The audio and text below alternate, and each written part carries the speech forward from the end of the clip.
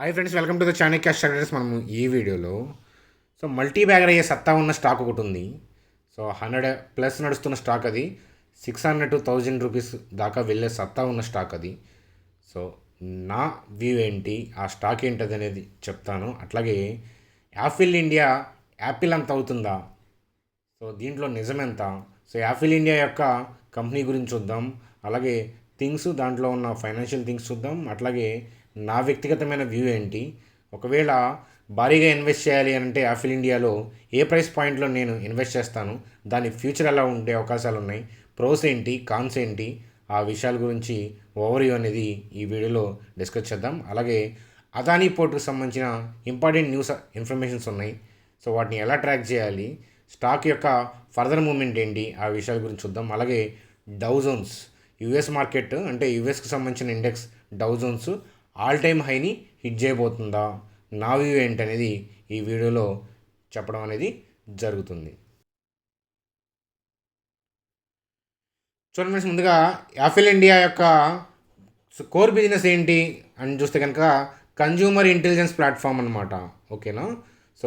ఏంటంటే అది చూడండి, మనం అడ్వర్టైజ్మెంట్స్ చూస్తుంటాం కదా, ఏదైనా సైట్స్ కోసం చూస్తున్నప్పుడు, ఏదైనా మెడికల్ థింగ్స్ కోసం సెర్చ్ చేస్తున్నప్పుడు కానీ, ఇంకేదైనా మూవీ కోసం సెర్చ్ చేస్తున్నప్పుడు కానీ మనకేంటంటే ఇక్కడ నెంబర్ ఎంటర్ చేయండి అని చెప్పి మన డేటా అనేది ఆటోమేటిక్గా తీసుకోవడం కోసం కస్టమర్ యొక్క డేటా కలెక్షన్ అని చెప్పి చెప్పచ్చు. అలాగే మొబైల్ అడ్వర్టైజ్మెంట్ అని చెప్పి చెప్పచ్చు అనమాట. ఇంటెలిజెన్స్ అనమాట, ఆటోమేటిక్గా థింగ్స్ ఇప్పుడు వస్తున్నాయి కదా, మనం ఏదైనా సెర్చ్ చేస్తున్నప్పుడు దానికి రిలేటెడ్ థింగ్స్ దాన్ని బేస్ చేసుకొని కరెంట్ ట్రెండీ అని చెప్పి చెప్పచ్చు. వీళ్ళ బిజినెస్ ఏదైతే ఉందో అది ట్రెండింగ్ అని చెప్పి చెప్పచ్చు, మంచిదే అని కూడా చెప్పచ్చు అనమాట. చూడండి ఫ్రెండ్స్, మనకి కీ హైలైట్స్ చూస్తే కనుక స్టాక్ ఆల్రెడీ ఐపీఓ లిస్ట్ అయిన దగ్గర నుంచి చూస్తే కనుక 500% రిటర్న్స్ అనేది ఆల్రెడీ ఇచ్చింది, రైట్. అందులో బుల్ మార్కెట్ నడుస్తుంది కాబట్టి అందులో ఈ యాపిల్ ఇండియా గురించి సోషల్ మీడియాలో థింగ్స్ మనం చూడటం కానీ, కంపెనీ మనకి బ్యాలెన్స్ షీట్ చూసినా, వాళ్ళు ఏం చేస్తున్నారో చూసినా, వాళ్ళు వెళ్తున్న విధానం చూసినా, ఏ విధంగా చూసినా నచ్చుతుంది. అందువల్ల గుడ్ విల్ కూడా ఉండటం, ఎక్కువ మంది మాస్ ఇన్వెస్టర్స్ అట్రాక్ట్ అవ్వడం దీనికి కారణమైంది. ఇంకా ఇంకా ఇంకా పైకి వెళ్తా ఓవరాల్ దగ్గరగా ఇప్పుడు 4500+ నడుస్తూ ఉంది. ఐపీఓలో లిస్ట్ అయిన దగ్గర నుంచి ఓవరాల్గా ఏంటంటే 500% దాకా మనకి రిటర్న్స్ ఇచ్చింది ఇప్పటికీ అని చెప్పి చెప్పచ్చు. అలాగే మనకి చూడండి 15+ ఇయర్స్ ట్రాక్ రికార్డు. మనకి పర్ఫార్మెన్స్ డ్రివెన్, స్కేలబిలిటీ, చూడండి high growth markets, leading in India. ఇవన్నీ కూడా మనకి పాజిటివ్ ఫ్యాక్టర్స్గా కనిపిస్తాయి. అలాగే మీరు రెవెన్యూ గ్రోత్ చూస్తే కనుక ఇయర్ 54.8% జోక్ కాదు. అలాగే ఎబిటా గ్రోత్ చూస్తే కనుక 46.4%. అలాగే ప్యాట్ ప్రాఫిట్ ఆఫ్టర్ ట్యాక్స్ చూస్తే కనుక 57.4% అనమాట. అలాగే క్యాష్ ఫ్లోస్ కూడా బాగున్నాయి. అట్లాగే కంపెనీ చూడండి ఎలా గ్రో అయిందో. ఇయర్ మంచిగా గ్రోత్ అయిందని చెప్పొచ్చు. అంటే మనం చూసాం కదా, రెవెన్యూ కానీ, ఎబిటా కానీ, అలాగే ప్యాట్ కానీ. గ్రోత్ అనేది మనం కన్సిస్టెన్సీ ఉంది. అలాగే గ్రోత్ కూడా చాలా ఫాస్ట్గా కనిపిస్తూ ఉంటుందన్నమాట. మీకు ఈ ఇన్ఫర్మేషన్ అంతా కూడా రేషియోస్ వీటికి సంబంధించిన ఇన్ఫర్మేషన్ అంతా కూడా మీకు ఆల్రెడీ ఫ్రీ టెలిగ్రామ్ గ్రూప్ ఉంది కదా, దాంట్లో పోస్ట్ చేశాను. ఒకసారి వీడియో అయిపోయిన తర్వాత ఇదంతా కూడా మీరు అబ్జర్వ్ చేయండి. అంటే ఓవరాల్గా ఏంటంటే మనకి క్వార్టర్ గ్రోత్ కనిపిస్తూ ఉంది, ఇయర్ కనిపిస్తూ ఉంది, రెవెన్యూలో గ్రోత్ ఉంది, ఎవ్రీథింగ్ బాగుంది. అలాగే బిజినెస్ ఏంటో కూడా మనకు తెలిసిందే. ట్రెండింగ్ అని చెప్పి మనం ఆల్రెడీ చెప్పాం. ఓవరాల్గా ఏంటంటే మంచి పర్ఫార్మెన్స్ ఇచ్చింది. వాటికి మించి స్టాక్ మార్కెట్లో కూడా ట్రేడ్ అవుతూ ఉంది అని చెప్పి చెప్పచ్చు, రైట్. అలాగే ప్రమోటర్ హోల్డింగ్ ఎంత ఉంది, ఎఫ్ఐఎస్ ఎలా ఉన్నారు, మ్యూచువల్ ఫండ్స్ ఎలా ఉన్నారు, దానికి సంబంధించిన డేటా అనేది ఇక్కడ ఉంది. గమనించగలరు. చూడండి ఫ్రెండ్స్, మనకి షేర్ హోల్డింగ్ ప్యాటర్న్ చూస్తే కనుక ప్రమోటర్ హోల్డింగ్ అనేది మనకి మే 2021 వరకు చూస్తే కనుక డేటా అరౌండ్ 60% ఉంది. అలాగే మ్యూచువల్ ఫండ్స్ ఏంటంటే తగ్గించుకుంటూ వెళ్ళినాయి. కానీ ఫారెన్ ఇన్స్టిట్యూషనల్ ఇన్వెస్టర్స్ కనుక మీరు వాళ్ళ యొక్క డేటా కనుక ట్రాక్ చేస్తుంటే కనుక వాళ్ళు కొనుక్కుంటూ వెళ్ళారనమాట. ఓకేనా. చూడండి, వీళ్ళు ఏంటంటే స్టేక్ పెంచుకుంటూ వెళ్ళారు. 7% నుంచి 19% స్టేక్ అనేది పెంచడం అనేది జరిగింది, రైట్. ఇవన్నీ కూడా మనకి కనిపిస్తున్న డేటా. అట్లాగే పీర్స్తో కంపేర్ చేస్తే పీఈ ఎలా ఉంది అని చూస్తే కనుక పీర్ కంపెనీతో కంపేర్ చేస్తే కనుక హై పీఈ అని చెప్పచ్చు. అలాగే పీబీ రేషియో చూసారా, 51 ఉంది. అంటే చాలా ఎక్కువ ఉందని చెప్పచ్చు. మరి కంపెనీ పరిస్థితి ఏంటి, డ్రాబ్యాక్స్ ఏంటి, పాజిటివ్స్ ఏంటి, నెగిటివ్స్ ఏంటి, ఆ విషయాలు చెప్పి చార్ట్లో ఏం జరుగుతుందనే విషయం కూడా మనం ఈ వీడియోలో చూద్దాం. చూడండి ఫ్రెండ్స్, మనకి పాజిటివ్ థింగ్స్ అన్నీ చూసాం కదా. సో డేటా అంతా బాగుంది, క్యాష్ ఫ్లోస్ బాగున్నాయి, రేషియోస్ బాగున్నాయి, సో రెవెన్యూ బాగుంది, ప్యాట్ బాగుంది, ఎబిటా బాగుంది, ఓకేనా, బిజినెస్ మోడల్ బాగుంది. అలాగే చూడండి, వాళ్ళు రీసెంట్గా ఒక కంపెనీని, జాంప్ అనే మొబైల్ కంపెనీని, మొబైల్ అడ్వర్టైజ్మెంట్ కంపెనీని కూడా వాళ్ళు కొనడం అనేది జరిగింది. సో ఇవన్నీ కూడా పాజిటివ్ అంశాలే. కంపెనీ పాయింట్ ఆఫ్ వ్యూలో వంక పెట్టడానికి అయితే ఏమీ లేదనమాట. సో అయితే రిస్క్ ఏంటి, సో నెగిటివ్స్ ఏంటి అని చూస్తే కనుక చూడండి, గూగుల్ అలాగే ఐఓఎస్ అంటే యాపిల్ కంపెనీ కానీ గూగుల్, సో వీళ్ళు ఏంటంటే ఐఓఎస్ కానీ ఆండ్రాయిడ్ కానీ సెక్యూరిటీ పాయింట్ ఆఫ్ వ్యూలో ఏంటంటే సో ప్రైవసీ పాలసీస్ అనేవి చేంజ్ చేయబోతున్నారనమాట. సో ప్రైవసీ పాలసీ చేంజ్ చేస్తున్నప్పుడు ఏంటంటే ఎక్స్టర్నల్ డేటా అనేది తీసుకోవడం అనేది కష్టం అవుతుంది ఈ కంపెనీస్కి. వీళ్ళకేంటి, మొబైల్ యూజర్స్ యొక్క డేటా కలెక్షన్ అనేది కావాలి. దాని ద్వారా ఏంటంటే టార్గెట్ చేసుకొని యూజర్స్కి అడ్వర్టైజ్మెంట్ చేస్తున్నారు, దాని ద్వారా బెనిఫిట్ అనేది పొందుతున్నారు. సో అది కష్టమవుద్ది అనమాట. ఏదైతే యాపిల్ గూగుల్ వీళ్ళు సో వాళ్ళ ఓఎస్కి సంబంధించి సెక్యూరిటీస్ పెంచారనుకోండి, వీళ్ళకి డేటా కలెక్షన్ అనేది ఇబ్బంది అవుతుందన్నమాట. సో టార్గెట్ యూజర్స్కి రీచ్ అవ్వడం అనేది కష్టం అవుతుంది. ఇది ఒక డ్రాబ్యాక్గా మారచ్చు భవిష్యత్తులో, రైట్. సో అది మనం గుర్తుపెట్టుకోవాలి. అట్లాగే చూడండి, యాపిల్ ఇండియా అనేది ఎక్విజిషన్ ఆఫ్ జాంప్. సో ఈ న్యూస్ మీ అందరికీ తెలిసిన విషయమే కదా. సో జాంప్ అనేది మొబైల్ అడ్వర్టైజ్మెంట్ సో కంపెనీ అనమాట. దాన్ని కొనటం వీళ్ళ బిజినెస్కి సంబంధించి ఎక్స్పాన్షన్లో భాగంగా ఏంటంటే జాంప్ని వీళ్ళు ఎక్వైర్ చేయటం 300 crores వెచ్చించి వీళ్ళు ఆ కంపెనీని ఎక్వైర్ చేశారు. సో రీజనబుల్ అని చెప్పి మనకున్న ఇన్ఫర్మేషన్ అనమాట. అయితే మనకి భవిష్యత్తులో ఈ కంపెనీ వల్ల వాళ్ళకి బెనిఫిట్ అవుతుందా లేదా ఆ విషయాలు కూడా మనం ట్రాక్ చేసుకుంటూ ఉండాలన్నమాట. ఇప్పటికైతే కనుక ఇది పాజిటివ్ అనే చెప్పచ్చు. వాళ్ళు ఏంటంటే వాళ్ళ బిజినెస్ని ఎక్స్పాన్షన్ చేసే భాగంలో ఏంటంటే దీన్ని ఎక్వైర్ చేశారని చెప్పి చెప్పచ్చు.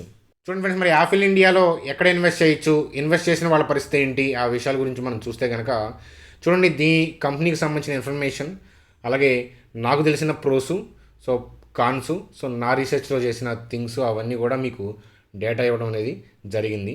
అయితే ఇక్కడ నుంచి నేను చెప్పేది అంతా కూడా ఏంటంటే నా వ్యక్తిగతమైన అభిప్రాయాలు అనమాట. సో వీటిని బేస్ చేసుకొని మీరు డెసిషన్ తీసుకోవద్దని చెప్తాను. ఎందుకంటే మీరు ఆల్రెడీ హోల్డింగ్స్ ఉంటే వాటిని ఎఫెక్ట్ చేసుకోవద్దని మరీ చెప్తాను. చూడండి ఫ్రెండ్స్, మనకి చార్ట్ కూడా నేను ఏంటంటే సో నా పాయింట్ ఆఫ్ వ్యూలో చార్ట్ కూడా ఇంపార్టెంట్. ఎందుకంటే చార్ట్ రీడింగ్ వల్ల అడ్వాంటేజ్ ఏంటంటే బ్యాంక్స్ ఎంటర్ అయ్యే విధానం, ఎగ్జిట్ అయ్యే విధానం ముందుగా తెలుసుకునే అవకాశాలు సో చాలాసార్లు ఉంటాయి అన్నమాట. సో ప్రతిసారి మనం చెప్పలేం, కానీ ముందుగా తెలుసుకునే అవకాశాలు ఉంటాయి. సో ఒక్కసారి మనకి చార్ట్ చూస్తే సో మనం ఎక్కడ ఇన్వెస్ట్ చేయాలని చూస్తే కనుక చూడండి, ఇన్వెస్ట్ చేసే ముందు ఇట్లాంటి కంపెనీలో ఆల్రెడీ ఇన్వెస్ట్ చేసినా కూడా మన క్యాపిటల్లో ఎంత పర్సంటేజ్ వెచ్చించి ఈ కంపెనీలో ఇన్వెస్ట్ చేసాం. ఈ కంపెనీ కాదు, మీరు ఏ కంపెనీలో ఇన్వెస్ట్ చేసినా అది లార్జ్ క్యాపా, మిడ్ క్యాపా, స్మాల్ క్యాపా, ఎనీ ఇయర్స్ పాయింట్ ఆఫ్ వ్యూలో మనం ఇన్వెస్ట్ చేస్తున్నాము, ఏ ప్రైస్లో ఇన్వెస్ట్ చేస్తున్నాము, అవి చాలా చాలా ఇంపార్టెంట్. ఒకవేళ సమ్ ఎక్స్ కంపెనీ, ఈ కంపెనీ కాదు సమ్ ఎక్స్ కంపెనీ అనుకోండి, చాలా మంచి కంపెనీ ఇలాగే ఉందనుకోండి, సపోజ్ పీసీ జ్యువెలర్స్ లాంటి కంపెనీ అనుకుందాం, మంచిదే అనుకొని మనం ఇన్వెస్ట్ చేసాం, కానీ సడన్గా అనుకోని థింగ్స్ జరిగి డ్యామేజ్ అవుతాయి. ఎందుకంటే ఫండమెంటల్స్ అవన్నీ కూడా ఏంటంటే మనకు కనిపించినప్పుడు ప్రైస్లో కూడా సో ఎక్కువగా ట్రేడ్ అవుతాం, మనకి మంచిగా కనిపించినప్పుడు మంచిగా ఉంటాం, ఫండమెంటల్స్ ఎఫెక్ట్ అయినప్పుడు, రివర్స్ అయినప్పుడు బ్యాలెన్స్ షీట్లో కూడా ఎఫెక్ట్ అవ్వడం అనేది మనం చూస్తూనే ఉంటాము. ఆ తర్వాత దానికన్నా ముందే ప్రైస్ అనేది డ్రాప్ అవడం కూడా మనకి తెలిసిన విషయమే కదా. అందుకని సమ్ ఎక్స్ కంపెనీలో మనం ఇన్వెస్ట్ చేసేటప్పుడు ఆ కంపెనీ వల్ల మనం నష్టపోతే మన క్యాపిటల్కి ఎంత డ్యామేజ్ అవుతుంది ఆ విషయం అనేది చూసుకోవాలి. నేనైతే సపోజ్ రిలయన్స్ లాంటి లార్జ్ కంపెనీలో నేనేంటంటే 6 to 8%, సో మ్యాక్స్ ఏంటంటే 8% వరకు నా క్యాపిటల్లో ఇన్వెస్ట్ చేస్తాను. మిడ్ క్యాప్ అయితే కనుక 3 to 4% మాత్రమే నా క్యాపిటల్ వెచ్చించి ఇన్వెస్ట్ చేస్తాను. సో స్మాల్ క్యాప్ అయితే కనుక 1 to 2% మాత్రమే వెచ్చించి ఇన్వెస్ట్ చేస్తాను. ఎందుకంటే ఎటువంటి పరిస్థితుల్లో కూడా నా క్యాపిటల్ని పూర్తిగా డ్యామేజ్ చేసుకోవడానికి ఇష్టపడను అనమాట. మన సోషల్ మీడియాలో కంపెనీస్ కనిపించినంత మాత్రాన మన దగ్గర 5 lakhs ఉంటే 5 lakhs తీసుకెళ్ళి ఒకటే కంపెనీలో, లేకపోతే 2 companiesలో కలిపి 5 lakhs అట్లా ఇన్వెస్ట్ చేయడం అనేది కరెక్ట్ కాదనేది సో నా మనీ మేనేజ్మెంట్ రూల్స్, నాకున్న కొద్ది అనుభవం ద్వారా నేను తెలుసుకున్న విషయాలని చెప్తాను. ఈ కంపెనీలో వచ్చిన బిజినెస్కి ప్రాబ్లం లేదు, సో పాజిటివ్స్ బాగానే ఉన్నాయి, సో నెగిటివ్స్ ఇమీడియట్గా అంత ఎఫెక్ట్ చేసే అవకాశాలు కాకపోవచ్చు. అయితే ఏంటంటే సిఎంపిలో ఎంటర్ అవ్వాలా వద్దా అని అంటే సో ఆ డెసిషన్ అనేది మీ ఫైనాన్షియల్ అడ్వైజర్ని కలిసి డెసిషన్ తీసుకోమంటాను. మరి నేను ఎక్కడ ఇన్వెస్ట్ చేస్తాను, సో చార్ట్లో అయితే కనుక ఎవరో బ్యాంకరు ప్రస్తుతానికి వెళ్ళిపోతున్నారు, ఎవరో ఒకళ్ళు వెళ్ళిపోయినంత మాత్రాన ఇంకొక బ్యాంకర్ రాడని సో ఈ స్టాక్ అనేది పెరుగుతా వెళ్ళదని చెప్పలేమన్నమాట. 10,000కి వెళ్ళచ్చు, 15,000కి వెళ్ళచ్చు, 40,000కి వెళ్ళచ్చు, లక్షకి వెళ్ళచ్చు. సో అలా దాన్ని బేస్ చేసుకొని నేనైతే ఇన్వెస్ట్మెంట్ కానీ ట్రేడింగ్ పాయింట్ ఆఫ్ వ్యూలో కానీ తీసుకోనని చెప్తాను. అయితే ఒక అట్రాక్టివ్ పాయింట్ అయితే నాకు కనిపిస్తుంది. సో అట్రాక్టివ్ పాయింట్ ఆఫ్ వ్యూలో కనిపిస్తుంది. కాకపోతే ఆ నెంబర్ చెప్తే ఏంటంటే మీకు నచ్చదనమాట. సో నేనైతే ఈ స్టాక్ని ఎక్కడ కొంటాను అనే విషయం రేపటి వీడియోలో అప్డేట్ చేస్తాను. దట్టు ఏంటంటే 200 మెంబర్స్ పైగా సో మనకి కరెంట్ వీడియోలో కామెంట్ చేస్తే, సో యాపిల్ ఇండియాలో మీ ఇన్వెస్ట్మెంట్ ప్రైస్ కావాలి అని చెప్పి కామెంట్ చేస్తే వాళ్ళ కోసం రేపటి వీడియోలో చెప్పడం జరుగుతుంది.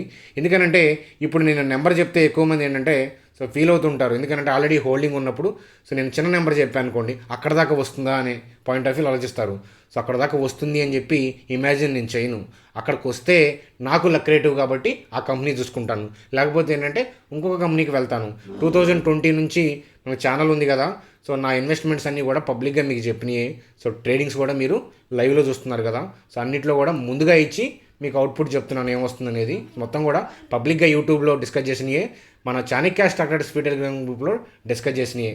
సో అది ఫ్రెండ్స్, రేపటి వీడియోలో అప్డేట్ చేస్తాను.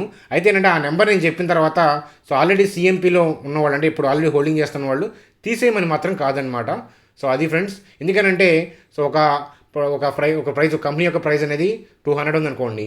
సపోజ్ నేను 120 కోసం వెయిట్ చేస్తున్నానంటే దాని ఉద్దేశం 120కి పడుతుందని కాదు, పడితే నేను ఆ కంపెనీలో 120కి కొంటానని సో ఉద్దేశం అనమాట. అలాగే దీనికి సంబంధించి కూడా సో లక్రేటివ్ నెంబర్ అనేది ఒకటి ఉంది. సో మీరు కావాలి అంటే 200 మెంబర్స్ కామెంట్ చేయండి. రేపటి వీడియోలో యాపిల్ ఇండియా నేనైతే ఎక్కడ ఇన్వెస్ట్ చేస్తాను అనే విషయం నేను అప్డేట్ చేస్తాను. అది ఫ్రెండ్స్ యాపిల్ ఇండియాకి సంబంధించి. అయితే యాపిల్ ఇండియా యాపిల్ అవుతుందా అంటే చూడండి, సౌండ్ బాగుంటుంది కాబట్టి ఇలా కంపేర్ చేయడమే తప్ప సో దానికి దీనికి సంబంధం ఏంటి అంటాను. సో వాళ్ళ బిజినెస్ వేరు, వీళ్ళ బిజినెస్ వేరు. ఓకే, నా కంపెనీ వేరు, ఈ కంపెనీ వేరు. కాబట్టి సో ఇది మంచి కంపెనీ అవ్వచ్చు, ఇంకా గ్రోత్ అవ్వచ్చు, ఇంకా పెద్దది అవ్వచ్చు, కానీ దానికి దీనికి సో వర్డ్ ప్రొనౌన్సియేషన్లో ఉన్న థింగే తప్ప సో యాపిల్కి సంబంధం లేదు అని చెప్పి చెప్తాను. ఇండివిజువల్గా ఈ కంపెనీ గురించి ఆలోచించమని చెప్తాను. ఈ సెక్టార్లో ఉన్న రిమైనింగ్ కంపెనీస్ గురించి ఆలోచించమని చెప్పి చెప్తాను. అది ఫ్రెండ్స్ యాపిల్ ఇండియాకి సంబంధించిన నా వ్యక్తిగతమైన అనాలిసిస్. చూడండి ఫ్రెండ్స్, అలాగే అదానీ పోర్టుకు సంబంధించిన న్యూస్ అప్డేట్స్ మీరు ఎప్పుడైనా చూడండి. సో ఇమీడియట్గా టెలిగ్రామ్లో, ట్విట్టర్లో, టీవీ ఛానల్స్లో వచ్చే న్యూస్లను బేస్ చేసుకొని డెసిషన్ తీసుకుంటే సో నష్టపోతామనే సంగతి, ఇమీడియట్గా డెసిషన్లు తీసుకుంటే నష్టపోతామనే సంగతి సో 3 to 6 months ఎక్స్పీరియన్స్ ఉన్న వాళ్ళకి స్టాక్ మార్కెట్లో తెలుసు కదా. సో కింద కామెంట్ చేయండి. అట్లాగే ఒక్కసారి సో మనం న్యూస్లంతా అయిపోయిన తర్వాత సో వాటిని లైన్గా ఏం జరుగుతుంది, అసలు ఎలా ఆపరేట్ చేస్తున్నారు కంపెనీస్ అనేవి ఒకసారి జాగ్రత్తగా చూడండి. సో అదానీ పోర్ట్ గురించి ఎక్స్ప్లెయిన్ చేస్తాను. అలాగే మీరు న్యూస్లను బేస్ చేసుకున్న ట్రేడ్స్ అన్నీ కూడా ఒకసారి ట్రాక్ చేసుకోండి. మీకు కూడా వాస్తవాలు తెలుస్తాయి, వాస్తవాలు కఠోరంగా ఉంటాయి. సో జాగ్రత్త చూడండి. ఇక్కడ అదానీ పోర్టుకు సంబంధించిన 2 weeks బ్యాక్ సో మనకి టాప్ లోజర్ అని ఉంది. సో ఆ తర్వాత వచ్చిన న్యూస్ చూడండి, మనకి సో అదానీ పోర్టుకు సంబంధించిన టార్గెట్ ప్రైస్ అనేది 1000 రూపీస్ ఉంది. సో జనరల్గా టాప్ లోజర్కి సంబంధించిన ఏదైనా బ్యాడ్ న్యూస్ వస్తే సో రిటైల్ పీపుల్ అంటే బిగినర్స్ ఏం చేస్తారంటే సో ఎగ్జిట్ అవ్వడం కానీ, లేదా దాని గురించి వదిలేయడం కానీ, షార్ట్ సేల్ కానీ చేస్తారు, లేదా స్టాక్ గురించి కొందామనుకుంటే టెంపరీగా వాయిదా వేస్తారు. అంతేనా? సోషల్ మీడియాలో కూడా అదే చేస్తారు మన చేత, రైట్? సో అయితే దాని తర్వాత పాజిటివ్ న్యూస్ వచ్చింది. సిటీ బ్యాంక్ వాళ్ళు 1000 రూపీస్కి టార్గెట్ ఇచ్చారు. దాన్ని తప్పుపట్టలేం.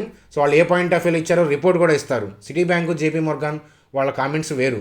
సో టార్గెట్ కాదు, వాళ్ళు ఇచ్చిన రిపోర్ట్ చదవమని చెప్తాను. ఏ పాయింట్ ఆఫ్ వ్యూలో ఆలోచిస్తున్నారు, ఎన్ని ఇయర్స్ పాయింట్ ఆఫ్ వ్యూలో వాళ్ళు చెప్తున్నారు, వాళ్ళ బిజినెస్ ఎర్నింగ్స్ అంటే కంపెనీ యొక్క ఎర్నింగ్స్, కంపెనీ యొక్క బిజినెస్ గురించి వాళ్ళు మాట్లాడతారు. ఆ విషయాలు చూడాలి. సో మంచి పాజిటివ్ న్యూసే కదా. సో ఆ తర్వాత జాగ్రత్తగా సో ఇక్కడ మనం బ్యాడ్ న్యూస్ చూసి సెల్ కొట్టినా, లేదా ఇక్కడ గుడ్ న్యూస్ చూసి బై చేసినా సో మనకి రివర్స్ అయింది కదా. అలాగే ఆ తర్వాత చూడండి ఫ్రెండ్స్, మనకి దాని తర్వాత మీకు న్యూస్లో వచ్చినాయి తెలిసిన విషయమే ఏంటంటే సుచితా దళాలు నుంచి ట్వీట్, అలాగే ఎన్ఎస్డిఎల్, సిడిఎస్ఎల్లో ఫ్రీజ్ అయినాయి అకౌంట్స్. ఎవరైతే ఫారిన్ ఇన్వెస్టర్స్ ఉన్నారో సో వాళ్ళు అదానీ పోర్ట్లో హెవీగా వెచ్చించుకున్నారు, ఒకవేళ లిమిట్స్ దాటారని చెప్పి ఎంక్వైరీ వేస్తుందని, ఫ్రీజ్ అయిందని టీవీలో మారుమోగిచ్చారు. మనం తెలుగు ఛానల్స్లో కూడా డిస్కషన్ చూసాం. ఓకేనా? చూడండి ఫ్రెండ్స్, మీకు ఆల్రెడీ గతంలో చెప్పాను ఏంటంటే సో మనం డిస్కస్ చేసుకున్నాము. సో ఇన్ఫోసిస్కి విశాల్ సిక్కా గారు రిజైన్ చేసినప్పుడు 30%, 20-30% అరౌండ్ పడిపోయినప్పుడు ఆ స్టాక్ని కొంటే 3 times బిగ్గర్ కంపెనీ అయింది Infosys stock market point of వ్యూలో అని చెప్పి చెప్పాను. ఆ వాల్యూ అనేది 3 times అయింది అప్పటి నుంచి అని చెప్పి చెప్పడం జరిగింది. అలాగే విజిబుల్ అయ్యేటప్పుడు మన ఛానల్లో పబ్లిక్గా వీడియో ఉంటుంది, ఏం కాదు ఇన్ఫోసిస్ని కొనండి అని చెప్పి. అలాగే అదానీ పోర్టుకు సంబంధించి ఆల్మోస్ట్ డైలీ మనం వీడియోలో డిస్కస్ చేసుకున్నాం. ఈ టెంపరీ ఇష్యూ వల్ల కొనటానికే చూస్తానని చెప్పి ఎక్కడ కొనాలని చూడండి అని చెప్పి టర్నింగ్ పాయింట్లో ఆల్రెడీ మనం ట్రేడ్ ఇనిషియేట్ చేసాం. ఆల్రెడీ కొంత ప్రాఫిట్ బుకింగ్ చేసుకుందాం. ఆల్రెడీ సెకండ్ టార్గెట్ కోసం వెయిట్ చేస్తున్నాం. మీకు అందరికీ తెలిసిన విషయమే కదా. బిగినర్స్ ఎవరైనా ఉంటే కనుక స్టాక్ మార్కెట్స్ బేసిక్ థియరీ అని చెప్పి మనకి ప్లేలిస్ట్ ఉంది. ఆ లిస్ట్లోకి వెళ్ళి న్యూస్ని అడ్వాన్స్గా ఎలా తెలుసుకోవాలి, సో న్యూస్ వల్ల ఇమీడియట్ డెసిషన్ తీసుకుంటే ఏమవుతుంది, సో ఏ న్యూస్ని ఎలా తీసుకోవాలి, దానికి సంబంధించిన ఎగ్జాంపుల్స్తో ఎక్స్ప్లెయిన్ చేశాను. సో ఆ వీడియో అనేది ఉంటుంది, 29th మే చేశాము. సో మనకి ప్లేలిస్ట్లో కనిపిస్తుంది అనమాట. సో ఆ వీడియో చూసిన తర్వాత చూడక ముందు అన్నట్లు మీ ట్రేడింగ్ స్టైల్ అనేది ఖచ్చితంగా ఉంటుంది అని చెప్పి చెప్పడంలో సందేహం లేదు. చూడండి ఫ్రెండ్స్, మరి ఆ తర్వాత ఫ్రీజ్ అయిన ఆ బ్యాడ్ న్యూస్తో మరి సెల్ ఆఫ్ చేస్తే, సో ఆ తర్వాత 2-3 days తర్వాత రివర్స్ అయింది. చూడండి, మనకి ఆ న్యూస్ వల్ల నెగిటివ్ అవుట్లుక్స్ అవన్నీ వచ్చినాయి, మీకు అందరికీ తెలిసిన విషయమే కదా. దాని తర్వాత పాజిటివ్ న్యూస్లు వచ్చినాయి, మీకు చూసారు. ఏం న్యూస్లు పాజిటివ్ న్యూస్లు వచ్చినాయి అని అంటే, సో ఇన్వెస్టర్స్ అంటే ప్రమోటర్స్ కొంటున్నారనే పాయింట్ ఆఫ్ వ్యూలో పాజిటివ్ న్యూస్లు వచ్చినాయి మీకు, ఓకేనా. సో ప్రమోటర్ బై చేస్తున్నారని, సో ఈ న్యూస్ రాకముందు డేనే మీ చేత బై చేయించాను, మీకు తెలుసు. మీరు అలా ట్రాక్ చేసుకుంటూ వెళ్తుంటే కనుక నెగిటివ్ న్యూస్లు పాజిటివ్ న్యూస్లు క్యుములేటివ్గా వస్తూ ఉంటాయి. నెగిటివ్ న్యూస్లో అలా సెల్ చేసి పాజిటివ్ న్యూస్లో అలా బై చేస్తే ఏమవుతుందో మీకు ఆల్రెడీ తెలుసు అనమాట. ఇప్పుడు చూడండి, సో మళ్ళీ ఏంటంటే పాజిటివ్ న్యూస్లు ఎక్సలెంట్గా వస్తున్నాయి. సో మళ్ళీ టార్గెట్ ప్రైస్ అనేది వేరే వాళ్ళు ఎవరో పెంచారు, ఓకేనా. సో ప్రైస్ డౌన్కి వెళ్తున్నప్పుడేమో డౌన్ సైడ్, అలాగే మనకి టెంపరీ ఇష్యూస్ ఉన్నప్పుడేమో డౌన్ సైడ్ టార్గెట్స్ ఇవ్వటం, అలాగే మళ్ళీ రికవర్ అయిన తర్వాత అప్ సైడ్ ఇవ్వటం. సో రెండూ కరెక్ట్ కాదని చెప్పి చెప్తాను. అలాగే చార్ట్లో ఏం చెప్తుందో చూడమంటాను, అందుకే నేను చార్ట్ నమ్ముతాను. సో న్యూస్ని చూస్తాను ఏంటనేది, అంతేగాని 99% అంతా న్యూస్ అంతా కూడా నాయిసే అని చెప్పి వారన్ బఫెట్ గారు చెప్పింది ఇందుకే అనమాట. సో వాటిని ఫాలో అవటం మనం టెలిగ్రామ్ ట్విట్టర్లో వీటిలో ఇమీడియట్ డెసిషన్ తీసుకోవడం, నష్టపోవడం అదే జరుగుతుందన్నమాట. ఎప్పుడు కూడా ఏ న్యూస్కి ఇమీడియట్ రియాక్షన్ అనేది తీసుకోవద్దు. అందుకని మన టెలిగ్రామ్లో ఏంటంటే మార్కెట్ అవర్స్ అయిపోయిన తర్వాత మాత్రమే న్యూస్ అప్డేట్ పోస్ట్ చేస్తాను. బిగినర్స్ తెలియక ఏంటంటే ఇమీడియట్ డెసిషన్ తీసుకుంటారు, ఇంట్రాడేలు చేస్తారు. వాటి వల్ల 1 or 2 గెయిన్స్ తప్ప మోస్ట్ ఆఫ్ ది టైమ్స్ ఏంటంటే రాంగే ఉంటాయి. సో 3 monthsలో ఏంటంటే అకౌంట్ విల్ బీ బ్లోన్. చూడండి ఫ్రెండ్స్, మనకి చార్ట్ చూస్తే కనుక ఈ క్యాండిల్ ఫామ్ అవుతున్నప్పుడు ఈ రెడ్లోనే మనం బయింగ్ ఐడెంటిఫై చేసాం, బయింగ్ ఇచ్చాం, మీకు తెలిసిన విషయమే కదా. టార్గెట్ 1 వచ్చింది మనకి. అలాగే చూడండి జాగ్రత్తగా, ఈ గుడ్ న్యూస్లు స్ప్రెడ్ డౌన్ అయ్యింది ఏదన్నా కానీ ఓవరాల్గా స్టాక్ అనేది నాకు తెలిసైతే కనుక బయింగ్ వస్తుంది. సో ఎప్పుడైతే 821, 856కి వస్తుందో సో అప్పుడు ఏంటంటే మళ్ళీ డ్రాప్ అవుతుంది. మీరు చూడండి ముందే చెప్తుంది కదా. సో 821, 856 ఈ ఏరియా దగ్గరికి, అంటే ఈ క్యాండిల్ పైకి వెళ్ళగానే సో సెల్లర్ అనేవాళ్ళు యాక్టివేట్ అవుతారు. ఈ క్యాండిల్ పైకి, ఈ క్యాండిల్ యొక్క హై అంతా 802, అంటే మన టార్గెట్ అనేది 803 అరౌండ్ అనమాట, సెకండ్ టార్గెట్. సో 803 అరౌండ్ మనం ఎగ్జిట్ అవుతాం. మనం ఎగ్జిట్ అయిన తర్వాత అది పడిపోతుంది. చూడండి, సో ఎందుకు ఇక్కడ పడిపోతుంది, సో ఎందుకు ఇక్కడ బై జరిగింది అనేది మనం భవిష్యత్తు వీడియోస్లో డిస్కస్ చేసుకుందాం. చూడండి ఫ్రెండ్స్, అలాగే మనకి డౌ జోన్స్కి సంబంధించిన చార్ట్ చూస్తే కనుక, సో డౌ జోన్స్ చార్ట్లో ఇక్కడ మనకి బ్యాంక్స్ లక్షల్లో సెల్ ఆర్డర్స్ ప్లేస్ చేశారు. దాన్ని బ్రేక్ చేయడం అనేది సో ఇప్పట్లో సాధ్యం కాదని చెప్పాను. సో నార్మల్ పీపుల్ వల్ల కాదని. సో ఆ తర్వాత ఆ లెవెల్ టచ్ అయ్యి డ్రాప్ అవటం, ఆ డిస్కషన్స్ అన్నీ మనం గత వీడియోస్లో డిస్కస్ చేసుకున్నాం, మీ అందరికీ తెలిసిన విషయమే కదా. అయితే చూడండి, ఇప్పుడు వాళ్ళు వేసిన స్టెప్ సో ఎలా ఉంది అని అంటే ఈ లెవెల్ని క్లియర్ చేస్తారు. సో ఏదైతే 35,090 ఉందో దాన్ని దాటి బ్రేక్అవుట్ అనేది తీసుకొస్తారు, అందులో సందేహం లేదు. అయితే వోలటాలిటీ అనేది ఖచ్చితంగా ఉంటుంది, ఎందుకంటే ఇక్కడ ఉన్న సెల్ ఆర్డర్స్ దగ్గర వాళ్ళు ప్రాఫిట్ బుకింగ్ అంటే కింద బై చేసిన వాటికి సో కింద పైన సెల్ చేసుకొని ప్రాఫిట్ బుకింగ్ చేసుకుంటానే కొత్త మనీ వస్తుంది కదా, వాటితో డిప్ అవ్వడం వల్లే మళ్ళీ మనీతో బై చేస్తూ పైకి తీసుకెళ్ళి వచ్చి బ్రేక్అవుట్ అనేది తీసుకొస్తారు. సో బ్రేక్అవుట్ అనేది వచ్చి తీరుతుంది. సో డౌ జోన్స్ అనేది ఆల్ టైమ్ హైకి వెళ్ళి తీరుతుందనమాట, నా వ్యక్తిగతమైన వ్యూ అనమాట. సో చార్ట్ అనేది అలా ఉంది, వాళ్ళ ఇంటెన్షన్ రీడ్ చేయడం అనేది ఇంపార్టెంట్. చూడండి, ఇక్కడ వేసిన అడుగు ఎలా ఉందంటే దీన్ని బ్రేక్ చేసి బద్దలు కొడతాం అనేది ఉంది. అయితే ఇక్కడ చాలా ఆర్డర్స్ ఉన్నాయి కాబట్టి విత్ వోల్టాలిటీ మేబీ 1 or 2 వీక్స్లో మనం టైం గెస్ట్ చేయలేం కదా. 1 or 2 వీక్స్లో ఏంటంటే మనకి 35,090 దాటి 36,000కి వెళ్తుంది అనుకుంటున్నాను. దానికి తగ్గట్టుగానే మన నిఫ్టీ, బ్యాంక్ నిఫ్టీలో కూడా మేజర్ రియాక్షన్స్ ఉంటాయి. ఆ విషయాలనేవి రేపు వీడియోలో డిస్కస్ చేసుకుందాం.